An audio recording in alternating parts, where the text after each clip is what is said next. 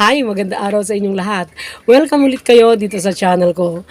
Ang topic natin ngayong araw na to ay kung paano mare-reduce or male-lessen ang chances ng mortality at morbidity sa mga kiti, lalo na sa first week of age nila. Kasi ang AIDS na yan ay critical yan, no? Very dangerous yan. Kung hindi maganda ang pag-aalaga sa kanila at kung hindi nakaredy ang kanilang titirhan, hindi nakaredy yung farmer para alagaan sila ng maayos. Bago pa man dumating dapat yung mga kiti, kung in-order mo ang mga yon, dapat 1 week before nakaredy na yung brooder. Dapat malinis na yon, na-disinfect na, at meron ka na ring readyng beddings para sa kanila na kung the day before na darating sila ay pwede mo nang ilagay. Kasi kung ilalagay mo na halimbawa 1 week before, in-ready mo na, tapos nilagay mo na kaagad-agad yung beddings, baka alikabukin, no? Baka malagyan ng alikabok, mahihinga pa nila yon. So dapat the day before, tsaka ka maglagay ng beddings para iwas alikabok, iwas gabok. At yung mga beddings na pwedeng ilagay ay yung mga paper scrap, pero hindi ako gumamit ng mga hay, mga paper scraps o mga sawdust, mga ganyan, hindi ako naglalagay. Iniiwasan ko yung may mahinga sila na mga gabok or yung kati-kati, no? Iniiwasan ko yun. Kaya ang inilalagay ko ay yung inunat na matigas na box, yung talagang makapal na mga box, na mga empty boxes. Binibili ko yon per kilo. Pero yung mga malinis pinipili ko. Yung mga hindi na i-dump na ganun na, no? Yung mga bagong box pinipili ko yon. Para pag inunat mo malinis yon. And pag umipot sila, maa-absorb nila yung basa ng ipot kaagad-agad, no? Tapos after 3 days, kasi pag 5 days medyo malaki-laki na yung kanilang yung mga kanilang manure. So kailangan ang ginagawa ko is binabaliktad ko yung box para yung kabila naman ang gagamitin nila, kasi hindi tumatagos yung ipot dun sa unang side ng box, no. Ganon ginagawa ko. Pero kung talagang malalaki na yung poops nila, usually pagka magto 2 weeks na, tinatanggal ko na, or kahit na hindi pa 2 weeks, kahit mga 10 days lang, tinatanggal ko na yung box para yung hingahan nila dun sa screen na tapakan nila, yun na yung mahihinga nila, para hindi nasusuffocate at saka hindi sila nakakakuha ng bacteria, no, from the ipot, kung ano man yung dala-dala nun, no. Tapos siguraduhin mong yung temperature ay regulated na, at least, no, kung malaki ang population, kasi usually mga malalaking population, no, ginagamitan talaga nila ng thermometer, yung pansukat talaga ng temperature. At least 32 to 35 degrees centigrade yung dapat init na nare-receive nila. Pero pwede mo kasing tingnan yung behavior nila, no. Bago mo pa pala i-check-in yung mga kiti doon sa brooder, ay i-warm mo muna, hindi yung bigla-bigla na ipapasok mo kung marami, no, kung marami sila. Tapos pero kung maliitan lang, kagaya ng halimbawa itong mga native, pag backyard lang, no, ang ginagawa ko, inaalis ko kaagad yung mga kiti doon sa nanay nila, pero inilalagay ko sa small box, tapos saka ko inilalagay sa loob din ng brooder. And then pagka hindi pa nila nalilipad na paakyat, no, yung box, inaahon ko sila for feeding time. Tapos after feeding, ibabalik ko ulit sila sa box na maliit. Para yun yung magsisilbing nanay nila, para hindi sila ginawin. And then kasi bakit mo gagawin yun, no? Kasi wala pa silang sapat na balahibo na mag-protect sa kanila from lamig. Wala pang magpapainit sa kanila. So dahil wala silang nanay, dapat meron silang box na lalagyan, or kung wala kang box, pwede kang maglagay ng guard, no? Yung parang boundary doon sa, kasi kung maluwang para sa kanila yung brooder pa, dahil maliliit pa nga lang, pwede kang maglagay ng chick guard, no? Yung yung saktong-sakto pa lang sila. And then pagka habang lumalaki sila, edi i-adjust mo yung yung border box mo or border kung ano man yung nilagay mong borderline nila doon sa yung sa brooder, no? Pero sa akin, sa case ng mga kitty ko, from small box, tapos pag napansin ko na hindi na halos sila kakasya dun sa small box na pinaglagyan ko sa kanila dati, nilalagay ko na sa mas malaking box.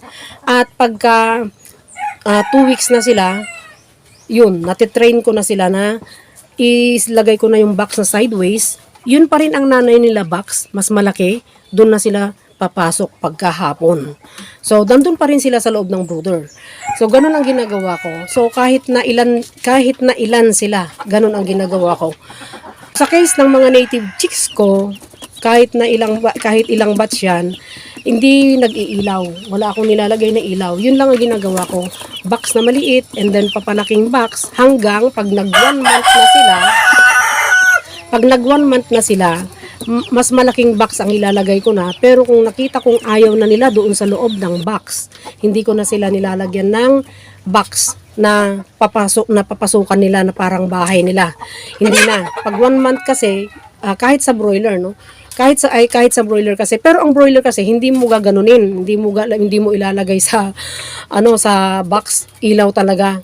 Lalagyan mo talaga ng ilaw para magsilbing init, no? Or kung ano man yung gagamitin mong magbibigay sa kanila ng init, halimbawa charcoal o kaya mga gas, mga ganyan, depende, no? Pero pinaka-safe yung ilaw kasi yung ilaw hindi mag-i-emit ng gas, no? Hindi ng usok, ganun, hindi mag-i-emit ng usok. So, yun, ganun ang pag-ano mo sa temperature, no? And number 3, yon. Pag na-ensure mo na, pag nasigurado mo na okay yung temperature para sa kanila, yun, magbigay ka na ng tubig. Yung tubig, meron dapat multivitamins o kaya anti-stress. Ganon, siyempre, biniyahe sila, dapat may anti-stress o kaya multivitamins. Pero sa case ng native chicks, dahil backyard lang naman napoproduce ang mga native chicks karamihan, no? Di siyempre, pagka nailagay na dun sa brooder, no, nailagay na sa box, magbigay ka na ng tubig din at choice mo na kung ano yung ibibigay mo kasama ng tubig. Yung ibang nag-aalaga ay naglalagay sila ng minsan sugar o kaya dextrose o kaya multivitamins o kaya anti-stress, depende sa kanila. Pero sa case ng mga kitty ko, ang ingay ng mga manok ko, ang ingay nyo, ito, magulo talaga, wait lang. Magulo ka talaga, siyamo. Pero sa case ng mga native chicks ko, o tsaka kahit sa mga RIR chicks na napoproduce ko, no, hindi ko nilalagyan ng synthetically prepared na vitamins ang mga inumin nila. Basta from day old hanggang dun sa paglaki, hanggang dun sa ma-dispose sila or hanggang dun sa mangitlog ang mga RIR, no, hanggang ngayon nangitlog sila.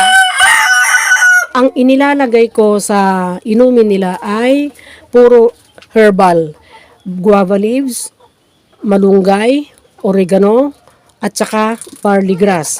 Yung barley grass, gamit ko rin kasi, kaya kung meron akong available, binibigyan ko sila. Para at least, lalakas yung resistensya nila. So yun, number 4, no? Kailangan magbigay ka ng quality feeds. Bigyan mo sila ng chick booster. Tapos, yung measurement, kasi pagkiti, first day, hindi pa sila masyadong kakain, tuturuan mo pa lang, so konti pa lang ibibigay mo. Kahit na nakalagay na ang native chicks ay 3 grams per head per day pag day old, hindi nila yun talaga actually matutuka, hindi nila makakain yun ng talagang totoo.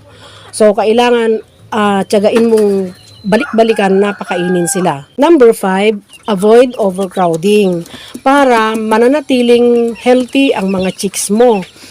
Kasi kung yung day old to 5 days na ganun tapos crowded, no, 'di ba? Kasi may mga nakikita ako talaga na pagkiti, kung ano-ano lang yung bahay nila, maliit, no? Dahil kiti pa lang sila, kawawa naman, 'di ba?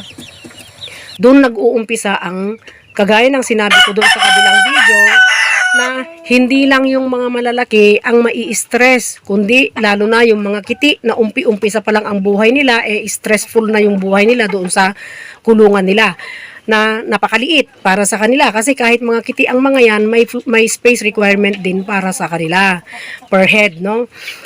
Kaya dapat makakapaglaro pa rin sila, makakalipad-lipad ng konti kasi may mga, kahit na maliit pa lang ang pakpak nila, lumilipad-lipad ang mga yan.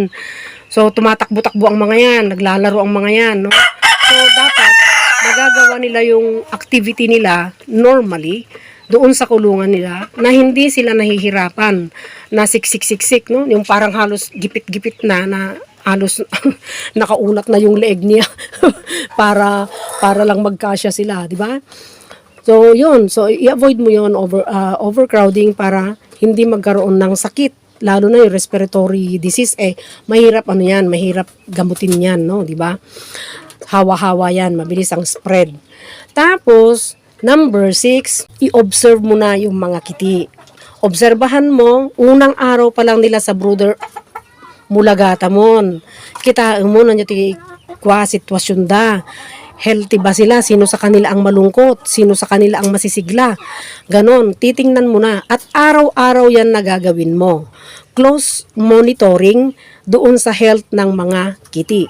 Para maiwasan ang, halimbawa, merong may sakit, hindi mo nakita, hindi mo napansin kasi nga wala kang pakialam, nilagay mo lang sila sa brooder. Tapos pakakainin mo lang kahit may malungkot, hindi mo papansinin, no? So kailangan ikaw na farmer ay very keen observer. Dapat yung mata mo dapat ay matalas pagdating doon sa sitwasyon ng mga manok mo. So from kiti, no? So ngayon, yung mga kiti na yan, doon sa 5 days, pag nakaligtas sila, no, sa 5 days nila or 1 week na nakaligtas sila sa sakit, alam nyo, magiging masaya ka. Kasi masaya yung mga manok mo. Dahil naumpisahan mo na maayos yung pinaglagyan mong brooder, maayos ang temperature nila, maayos ang tubig, ang pakain mo sa kanila, malinis lahat ang paligid nila at tinitingnan mo silang maigi kung ano yung dinaramdam nila, kung ano yung activity nila. So, kung nakikita mo kaagad ang activity nila, kung ano yung pagbabago sa feed intake nila at naa-actionan mo agad-agad, no? Alam nyo, kahit na pagdating na dun sa sa marketing aids nila, magiging healthy sila. Number 7, pwede ka naman magbigay ng preventive medications, no? Pero sa akin, sa case ng mga native chicks ko at saka RIR, hindi ako nagbibigay talaga ng synthetically prepared na gamot. Basta yun lang. Minemaintain ko talaga yung mga dahon-dahon na sinasabi ko. Ganon. At kalinisan, kahit na nakakapagod naman talaga, no? Araw-araw na maglinis ka ng ipot ng mga kiti mo, pero kailangan gawin mo para healthy sila at mabubuhay silang lahat. Meron man sigurong magkakasakit isa at naaagad mo yan, magiging okay pa rin siya. Tapos, dire-diretso na, okay sila lahat hanggang paglaki nila. Yung mga susunod pang mga bagay na gagawin mo ay, syempre, yung mga deworming, bakuna, mga ganyan. Ano? Yung mga susunod, syempre, iba na naman yun na program, no? So, sana may idea kayo nakuha dito, may kaalaman kayo napulot. At salamat sa lahat ng old and new subscribers, lahat ng mapabalik-balik. Yung mga sharer, thank you. Yung mga nagko-comment, thank you. At sana, pagpalain tayong lahat.